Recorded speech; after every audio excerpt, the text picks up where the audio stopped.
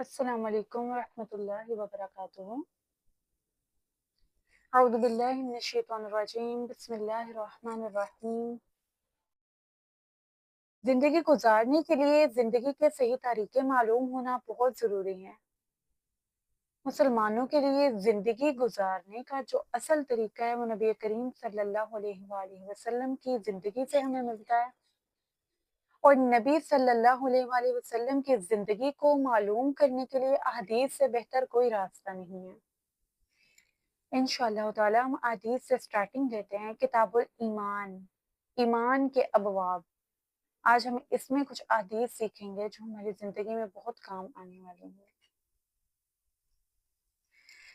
عمر بن خطاب رضی اللہ تعالی عنہ بیان کرتے ہیں، ہم ایک روز نبی کریم صلی اللہ علیہ وآلہ وسلم کی خدمت میں حاضر ہوئے کہ اتنے میں ایک آدمی ہمارے پاس آیا جو سفید لباس میں اور سیاہ بالوں میں تھا۔ اس پر سفر کے آثار نظر نہیں آتے تھے اور نہ ہی ہم میں سے کوئی اسے جانتا تھا۔ وہ آ کر نبی کریم صلی اللہ علیہ وآلہ وسلم کے سامنے بیٹھ گیا، اپنے دونوں ہاتھ اپنی رانوں پر رکھ لیے اور کہا، محمد صلی اللہ علیہ وآلہ وسلم، اسلام کے متعلق مجھے بتائیے۔ نبی کریم صلی اللہ علیہ وآلہ وسلم نے فرمایا، اسلام یہ ہے کہ گواہی دو کہ اللہ ایک ہے، اس کے سوا کوئی معبود نہیں۔ نبی کریم صلی اللہ علیہ وآلہ وسلم اللہ کے رسول ہیں، نماز قائم کرو، زکوٰۃ ادا کرو، رمضان کے روزے رکھو، اور استطاعت ہو تو بیت اللہ کا حج کرو۔ اس نے کہا، آپ نے سچ فرمایا۔ صحابہ فرماتے ہیں، ہمیں اس بات پر تعجب ہوا کہ خود ہی سوال کرتا ہے اور پھر خود ہی تصدیق بھی کرتا ہے۔ اور پھر اس آدمی نے ایمان کے بارے میں سوال کیا۔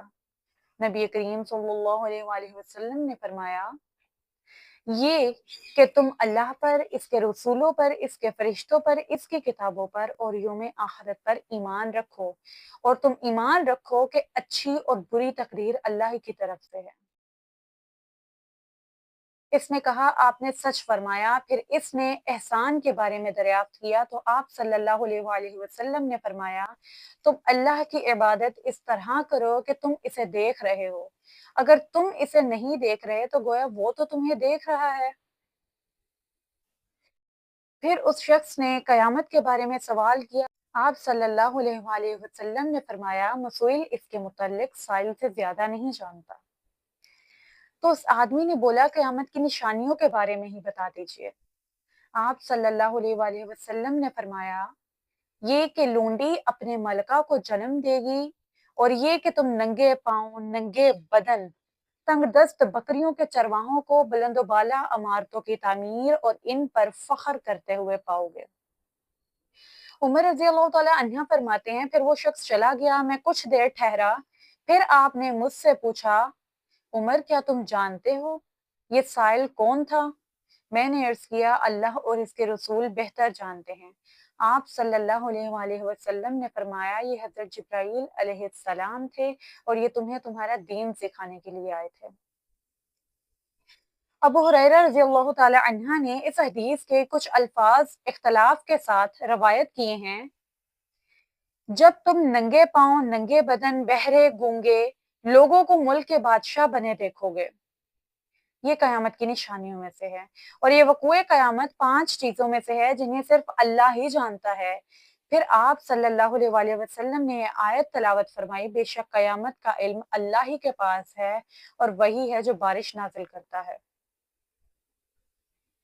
ابن عمر رضی اللہ تعالی عنہ بیان کرتے ہیں، رسول اللہ صلی اللہ علیہ وآلہ وسلم نے فرمایا، اسلام کی بنیاد 5 چیزوں پر ہے، یہ کہ تم گواہی دینا اللہ کے سوا کوئی معبود برحق نہیں، محمد صلی اللہ علیہ وآلہ وسلم اس کے رسول ہیں، نماز قائم کرو، زکوٰۃ ادا کرو اور رمضان کے روزے رکھنا، بیت اللہ کا حج کرنا بھی اس میں شامل ہے۔ ابو ہریرہ رضی اللہ تعالی عنہ بیان کرتے ہیں، رسول اللہ صلی اللہ علیہ وآلہ وسلم نے فرمایا، ایمان کی 70 سے کچھ زائد شاخیں ہیں، جن میں سب سے افضل لا الہ الا اللہ محمد رسول اللہ کہنا، اور سب سے ادنا درجہ راستے سے کسی تکلیف دہ چیز کو ہٹا دینا ہے، اور حیا ایمان کی شاخ ہے۔ عبداللہ بن عمر بیان کرتے ہیں رسول اللہ صلی اللہ علیہ وآلہ وسلم نے فرمایا مسلمان وہ ہے جس کی زبان اور ہاتھ سے دوسرے مسلمان محفوظ ہیں۔ فرمایا کہ کسی آدمی نے نبی صلی اللہ علیہ وآلہ وسلم سے دریافت کیا کون سا مسلمان بہتر ہے؟ آپ صلی اللہ علیہ وآلہ وسلم نے فرمایا وہ مسلمان بہتر ہے جس کے ہاتھ اور زبان سے دوسرے مسلمان محفوظ ہیں، اور وہ مہاجر جو اللہ کی منع کردہ چیزوں کو ترک کر دے۔ یہ صحیح بخاری کی روایت کے الفاظ ہیں جو تھوڑی چینجنگ سے آئے ہیں۔ انس رضی اللہ تعالیٰ عنہ بیان کرتے ہیں رسول اللہ صلی اللہ علیہ وآلہ وسلم نے فرمایا تم میں سے کوئی شخص مومن نہیں ہو سکتا جب تک میں اسے اس کے والد، اس کی اولاد اور تمام لوگوں سے محبوب نہ ہو جاؤں۔ انس رضی اللہ تعالیٰ عنہ بیان کرتے ہیں رسول اللہ صلی اللہ علیہ وآلہ وسلم نے فرمایا جس آدمی میں یہ تین خصلتیں ہوں اس نے ان کے ذریعے ایمان کی لذت و حلاوت کو پا لیا۔ جس کو اللہ اور اس کے رسول سب سے زیادہ محبوب ہوں، جو شخص کسی سے محض اللہ کی رضا کی خاطر محبت کرتا ہو، اور وہ شخص دوبارہ کافر بننا اس کے بعد کہ اللہ نے اسے اس سے بچا لیا ہو ایسے ناپسند کرتا ہو جیسے اسے آگ میں ڈالے جانا ناپسند ہو۔ ان احادیث سے بے حد خوبصورت باتیں یاد کرنے کو ملتی ہیں۔ اس میں غور کرنے کی ضرورت ہے کہ آج کے دور میں سب سے پہلے اپنا محاسبہ کریں، کیا ہمارے ہاتھوں اور ہماری زبان سے دوسرے مسلمان محفوظ ہیں؟ زبان سے محفوظ ہونے کا مطلب ہے کسی کو گالی نہ دینا، کسی کی غیبت نہ کرنا، کسی پہ الزام تراشی نہ کرنا، اور نہ ہی کسی کی باتیں دوسروں کے پاس جا کے کرنا۔ اگر آج آپ کسی کے راز کو راز رکھیں گے تو اللہ قیامت کے دن آپ کی پردہ پوشی فرمائے گا۔ ان احادیث میں سب سے ضروری چیز یہ ہے کہ ہم کچھ سیکھیں، ہم اپنی زندگی کو اس زندگی کی طرح بنانے کی کوشش کریں جو اللہ کو محبوب ہے۔ اللہ کے نیک بندے بننا ہمارا ڈریم ہونا چاہیے۔ بے شک دنیاوی کامیابی جو لوگ سمجھتے ہیں وہی ہے، لیکن اصل کامیابی نماز پڑھنا اور اللہ کے راستے پر چلنا ہے۔ صراط مستقیم کی ہدایت بہترین ہدایت ہے، اور یہاں اس راستے پر چلنے کے لیے ہمیں خود کوشش کرنا ہوگی۔ جب تک انسان خود کو بدلنے کے لیے خود کوشش نہ کرے تو کوئی کچھ نہیں کر سکتا۔ نماز پڑھنا ایک مشکل کام لگتا ہے ان لوگوں کے لیے اسپیشلی جو نماز پڑھتے نہیں ہیں، لیکن اگر آپ کوشش کریں تو یقین کریں آپ نماز پڑھ سکتے ہیں۔ آپ خود کو ایفرٹ کے ساتھ لے کر جائیں، لازمی وضو کرنے کے لیے، اس کے بعد نماز ادا کرنا تو آپ کو لازمی لگے گا، اور ایسا صرف کچھ دن ہوگا تو آپ کو نماز کی عادت ہو جائے گی انشاءاللہ۔ عباس بن عبد المطلب بیان کرتے ہیں رسول اللہ صلی اللہ علیہ وآلہ وسلم نے فرمایا جو شخص اللہ کے رب ہونے، اسلام کے دین ہونے اور محمد صلی اللہ علیہ وآلہ وسلم کے رسول ہونے پر راضی ہو گیا، اس نے ایمان کی لذت کو پا لیا۔ کیا آپ اس بات پر راضی ہیں کہ نبی صلی اللہ علیہ وآلہ وسلم اللہ کے رسول ہیں، اسلام ہی بہترین دین ہے، اور اللہ ہی ہمارا رب ہے؟ اس بات پر راضی ہونا بے حد ضروری ہے۔ آج کل کے مسلمان دوسروں کی غیر مذہب لوگوں کی ایکٹیویٹیز دیکھ کے انہیں فالو کر رہے ہیں، جو کہ اسلام میں جائز نہیں ہے، اور بہت سی حرام ایکٹیویٹیز میں مبتلا ہیں۔ اپنے آپ کو بدلنے کی کوشش کریں۔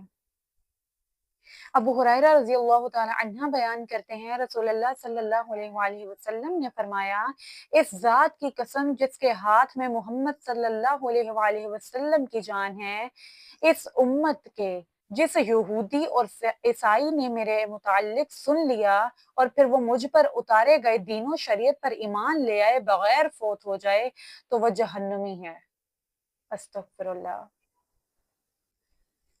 اللہ پاک ہم سب کو شرک جیسی گندگی سے ہمیشہ محفوظ رکھے۔ ابن عمر رضی اللہ تعالی عنہ بیان کرتے ہیں رسول اللہ صلی اللہ علیہ وآلہ وسلم نے فرمایا مجھے لوگوں سے قتال کرنے کا حکم دیا گیا ہے، حتیٰ کہ وہ گواہی دیں کہ اللہ کے سوا کوئی معبود برحق نہیں، اور یہ کہ محمد صلی اللہ علیہ وآلہ وسلم اللہ کے رسول ہیں، اور نماز قائم کریں اور زکوٰۃ دیں۔ جب ان کا یہ طرز عمل ہوگا تو انہوں نے حدود اسلام کے علاوہ اپنی جانوں اور اپنے مالوں کو مجھ سے بچا لیا، اور ان کا حساب اللہ کے ذمے ہے۔ بخاری مسلم۔ البتہ امام مسلم نے حدود اسلام کا ذکر نہیں کیا۔ انس رضی اللہ تعالی عنہ سے روایت ہے، انہوں نے کہا رسول اللہ صلی اللہ علیہ وآلہ وسلم نے فرمایا، جو شخص ہماری نماز کی طرح نماز پڑھے، ہمارے قبلے کی طرف رخ کرے اور ہمارا ذبیحہ کھائے تو وہ ایسا مسلمان ہے جسے اللہ اور اس کے رسول کی امان حاصل ہے، سو تم اللہ کی امان اور ذمہ کو نہ توڑو۔ ذبیحہ صرف وہی حلال ہے، وہی جائز ہے جس پر اللہ کا نام لیا گیا ہو۔ غیر مذہب لوگ جو اللہ کا نام نہ لیتے ہوں ذبح کرنے پر، اور آپ لوگ وہ گوشت نہیں کھا سکتے۔ ہمیشہ وہی گوشت حلال ہے، وہی ذبیحہ کھانا چاہیے جسے ذبح کرنے سے پہلے اللہ کا نام لیا گیا ہو اور وہ خالص اللہ کی رضا کے لیے ہو۔ ابو ہریرہ رضی اللہ تعالی عنہ بیان کرتے ہیں، ایک دیہاتی نبی کریم صلی اللہ علیہ وآلہ وسلم کی خدمت میں حاضر ہوا تو اس نے عرض کیا، مجھے کوئی ایسا عمل بتائیں جس کے کرنے سے میں جنت میں داخل ہو جاؤں۔ آپ صلی اللہ علیہ وآلہ وسلم نے فرمایا، تم اللہ کی عبادت کرو اور اس کے ساتھ کسی قسم کا شرک نہ کرو، فرض نماز قائم کرو، فرض زکوٰۃ ادا کرو اور رمضان کے روزے رکھو۔ اس نے کہا، اس ذات کی قسم جس کے ہاتھ میں میری جان ہے، میں اس میں کوئی کمی بیشی نہیں کروں گا۔ جب وہ چلا گیا تو نبی کریم صلی اللہ علیہ وآلہ وسلم نے فرمایا، جس شخص کو پسند ہو کہ وہ جنتی شخص کو دیکھے تو وہ اسے دیکھ لے۔ سبحان اللہ۔ دین میں بہت آسانی ہے۔ اگر آپ لوگ باقی کام نہیں بھی کر سکتے، ایٹ لیسٹ فرض نماز اور فرض کام جو آپ کے ذمے ہیں وہ لازمی کریں۔ اللہ پاک ہم سب کو توفیق دے کہ ہم اس کے نیک ہدایتکار اور پرہیزگار بندے بن جائیں، آمین۔ سفیان بن عبداللہ ثقفی رضی اللہ تعالی عنہ بیان کرتے ہیں، میں نے عرض کیا، اے اللہ کے رسول صلی اللہ علیہ وآلہ وسلم، مجھے اسلام کے متعلق کوئی ایسی بات بتائیں کہ اس کے متعلق آپ کے بعد کسی سے نہ پوچھوں،